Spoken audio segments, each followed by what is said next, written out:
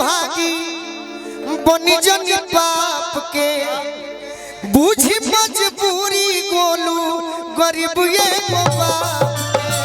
बुझी मजबूरी गोलू गरीब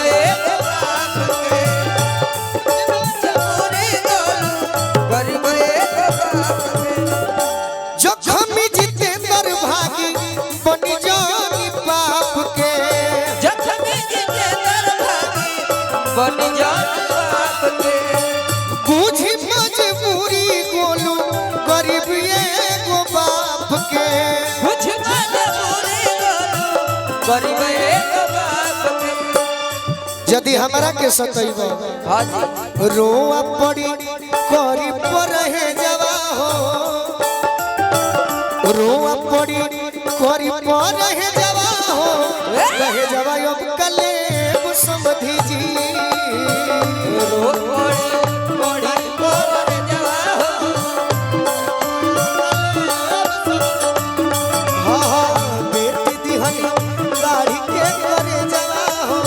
रहे जवा अब कले समधी जी बेटी दिहन गाड़ी के करे जवा हो दहे जवा ले ए भैया अब देखिए स्वामी जी खातिर हम एक लाइन ला हमनी के बड़ी सौभाग्य की गीतकार जो गीत लिखते हैं भोजपुरी में हमनी के खर्चा नहीं खींचा कइले व्यवहार से रहल बनी जा कि जौन विषय खोजो तौन गीत मिली कि धर्म रक्षा खातिर लिहनी अनुजी थोड़ा सा धर्म रक्षा खातिर लिहनी अवतार ए बाबा तो जी और स्वामी जी के पूजे संसार ये बाबा जी और स्वामी जी के पूजे संसार ए बाबा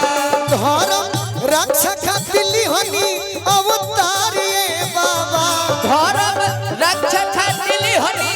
अवतार ए बाबा जी और स्वामी जी के पूजे संसार ये बाबा जी और स्वामी जी के पूजे संसार ए बाबा मनो चलो एहो मनो चलो प्रेम से बोली जी और स्वामी जी महाराज की के पूजे संसार ये बाबा जी स्वामी जी के पूजे संसार ए बाबा यही हमारे महाराज जी बानी हां जी जौने महाराज जी के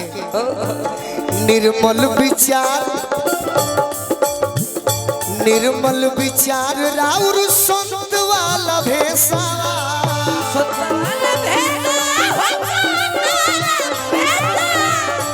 निर्मल विचार राउर संत वाला भेसवा दुनिया के दीहनी मनौता के संदेशावा दुनिया के दीवानी दुनिया के दीहनी मनौता के संदेशावा दुनिया के दीवानी तो भक्ति मुक्ति के बतैनी मुख द्वारिये बाबा भक्ति शक्ति के बतवनी मुख द्वार ए बाबा थोड़ा सा आप लोग बैठिए थोड़ा सा क्योंकि ये गाना रिकॉर्डिंग हो रहा है थोड़ा सा ये गाना जो बार रिकॉर्डिंग होता ये गाना हम रिकॉर्ड कर भी चुकल बानी हम सोचने के दिन महाराज जी से मिल के आशीर्वाद लेके ये गाना महाराज जी के समर्पित कर दिए कि निर्मल विचार राउर संत वाला